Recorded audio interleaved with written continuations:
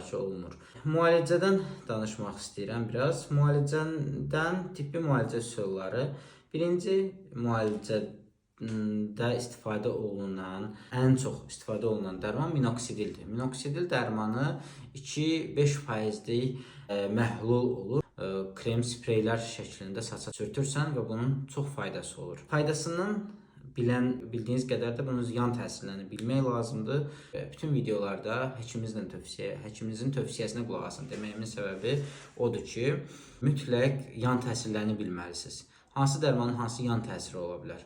Məsələn, bu minoksidilin yan təsiri ola bilər ki, həmin o yerli istifadə zamanı qıcıqlanma olsun, həmin qaşıntıya gətirib səbəb ola bilər, allerjik reaksiyalar ola bilər.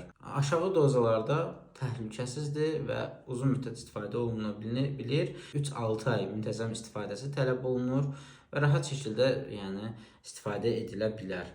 Qadınlarda hamiləlik zamanı istifadə eləməsi tövsiyə olunmur və laktasiya, yəni süd vermə dönəmində istifadəsi qətiyyən tövsiyə olunmur. Əgər çox miqdarda doza həddini aşanda taxikardiya, yəni ürək döyüntülərinin artmasına səbəb ola bilər.